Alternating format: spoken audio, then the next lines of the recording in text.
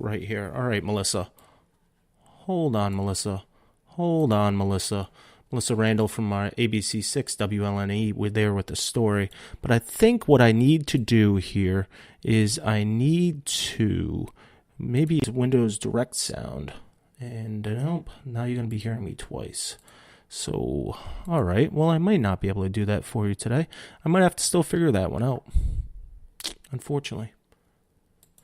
It's okay. Let me try one more time here. And, hey, this is the start of a podcast, and we're just learning what we're doing here. Let's try this again. Watch. I think about him every day. I really hope the transplant went well. I hope that he's doing right now with his parents somewhere. Salve Regina University donates. Let's try this again.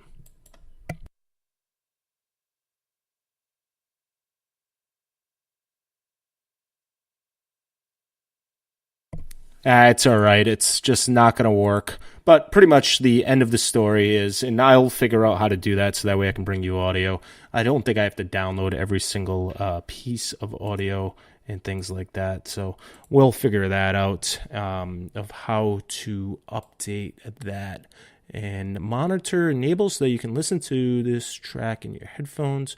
So the audio of this track can't be heard by your listeners. One more time. One more time, Melissa, and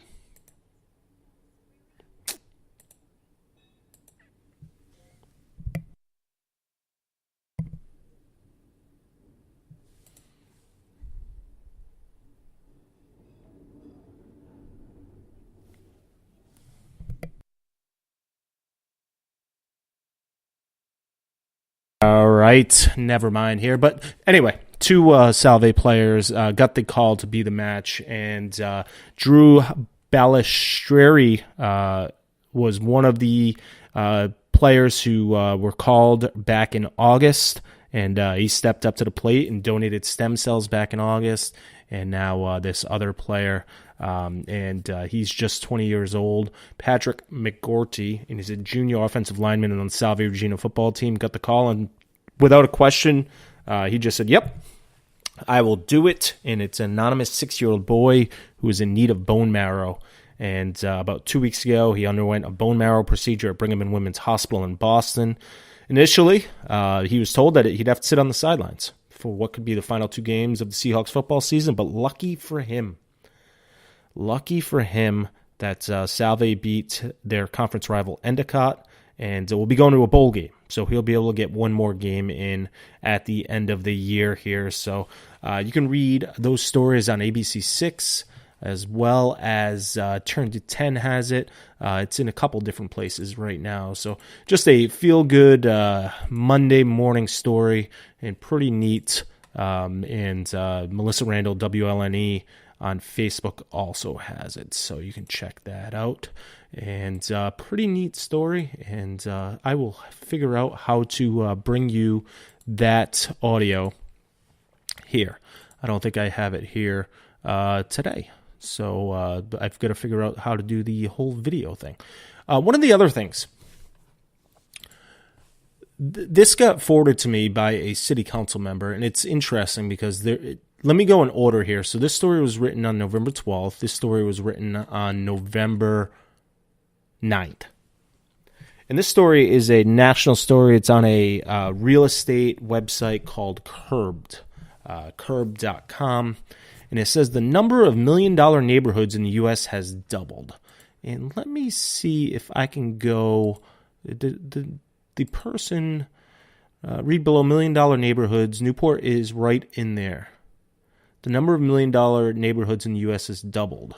And you know what I'm going to do right now is that a good thing or a bad thing? I'm going to ask this person. And then I'm going to tell you why, because here we are. Where the medium home price is a 7-figure figure, this was written by Patrick Sisson and Jeff Andrews, again for Curbed. The $1 million listing is a growing phenomenon. According to a new Trulia report analyzing home values nationwide, the share of single-family homes sporting 7-figure values has grown 7.6% over the past year alone and doubled since 2012, increasing from 1.5% to 3.6% of all homes on the market. Despite the market's recent cool down, home value continues to rise, appreciating an average of 7.6% in just last year alone, underscoring the continued affordability crisis. Why am I telling you this? Because Newport is right there at the top of this, according to this story. This has swelled the ranks of million-dollar neighborhoods where the median home in value is more than $1 million. Now, 838 of the 15,100 neighborhoods included in the study have that distinction. Not surprisingly, the phenomenon proliferates in coastal areas, especially California. Roughly two-thirds of such neighborhoods can be found in the Golden State, where 29% of all neighborhoods have a median value north of $1 million. The top 4 states in the nation for such pricey real estate, California, as well as New York, Florida, and Washington, contain 82.8% of such neighborhoods. Colorado, due to expensive areas around Boulder, rounds out the top 5. The growth of million-dollar neighborhoods is accelerated over the last years, and when 105 areas earned that distinction.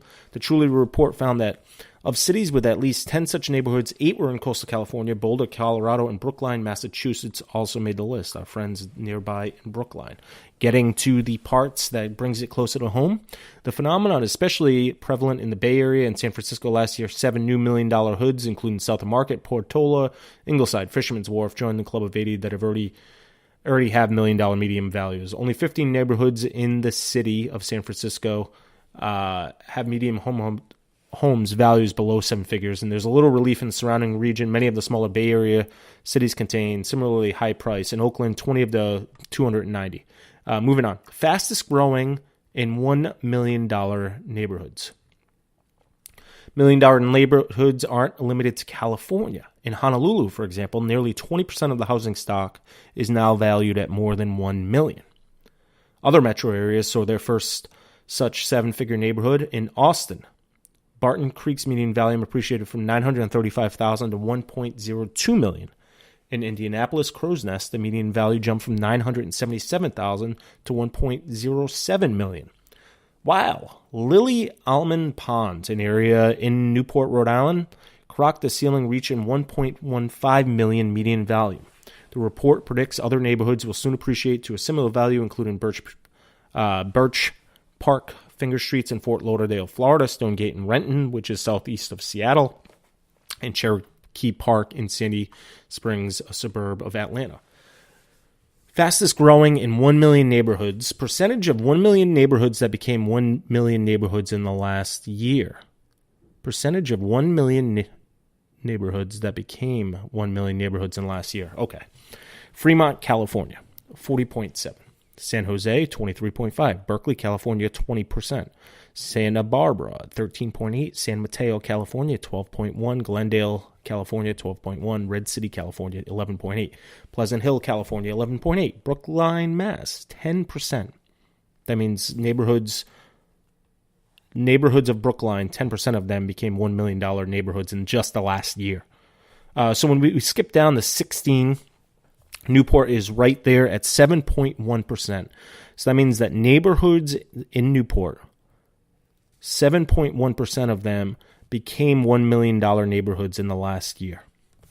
When we look down the list, obviously I mentioned Brookline, Mass. is up at the top of the list, and that is the only New England cities on this list of 17, 18, 19, 20, 21, 22, 23, 24, 25, about 40. I'm not going to keep counting here in the air, but Newport is above San Francisco. San Francisco is just below Newport at 6.9% of percentage of 1 million neighborhoods that became 1 million neighborhoods in the last year.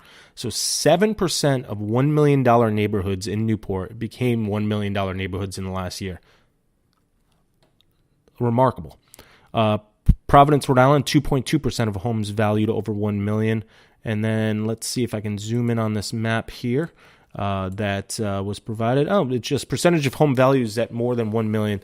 The coasts lead the nation in $1 million homes. Providence has a ranking of 2.2% of homes valued over 2 million, while Cambridge has 9.4%. So just fascinating data. I will share that story on, let's go with the What's Up Noop Facebook page. So facebook.com/What's Up Noop, and you'll be able to check that out there. Good thing or bad thing? I am not sure, But when you look at, well, actually, I am sure, but I'm trying to leave the question up to you for you to do some thought about it. Is we have been working on an affordable housing series on whatsupnoop.com, and if you visit whatsupnoop.com and click solutions, you'll find Frank Prosnitz reporting on affordable housing. Certainly, this does not help with affordable housing at all.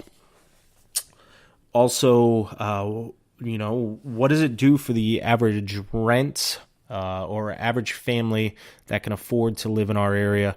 The people who are working in the hospitality in our hometowns here on Aquidneck Island in Newport certainly cannot afford, most likely in most circumstances, unless they've done really good things since high school with saving money or since they were a kid, cannot afford some of these homes. Interesting, and the reason I brought this story up is because there was another story that just came out today. Today is the 12th. Yes, it is. And it's from Rhode Island Inno, and it's AmericanInno.com. And let's see here. Founding sponsor is Cox Business. 2018. I think I just need to figure out what Rhode Island Inno is before I go into this story. It sounds like it's a Chamber of Commerce type thing. American City Business Journals. The material on, let's see here, Rhode Island Inno. So what I will do is I will just give you the details on the story because we're going to get the details right out of it. And it talks about the cost of living here. Oh, we're just getting information in sound from everywhere. Thank you, whoever that was there. Here we go. So we are getting how Connect Greater Newport wants to keep talent by driving economic growth. And it's from Bram Berkowitz and AmericanInno.com. And the reason, I think you can compare and contrast some of the numbers that come in both of these stories. And I would love to reply to Bram with the other story of having a 7% of our neighborhoods becoming $1 million neighborhoods over the last year. I'll read you a part of the story. Rhode Island is home to 12 colleges and universities ranging from bigger state schools like the University of Rhode Island to more artsy schools such as Rhode Island School of Design to even some of the top-ranked schools in the country like Brown University. But despite the wealth of knowledge in the state, local businesses are having a tough time finding and retaining talent. That's according to the organization Connect Greater Newport, which spent the summer interviewing more than 70 local businesses leaders in Newport and Bristol counties, some of the most educated communities in New England. Although there are several contributing factors, Connect Greater Newport determined, based on answers from local business leaders, that the high cost of housing is the main reason talent is fleeing the area. Communities depend on local businesses to drive the economy. Businesses depend on their workforce, and workforce depends on local housing opportunities. Let me read that again because I got tripped up on it. Communities depend on local businesses to drive the economy. Businesses depend on their workforce, and workforce depends on local housing opportunities. The median household income in the region, according to this article, it's on AmericanInno.com, spans from $51,909 to $116,935, according to data from the recently released Housing Fact Book created by Housing Works RI. The income needed to purchase a home is far greater, ranging from $81,137 to $162,405. So they're saying that the median household right now is $51,900 to $116,900, and the income needed to purchase a home right now in our area is $81,000 to $162,000.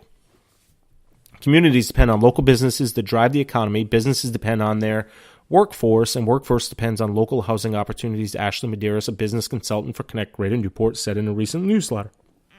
According to this story, Connect Greater Newport understands this and is committed in supporting the development of housing for our workforce.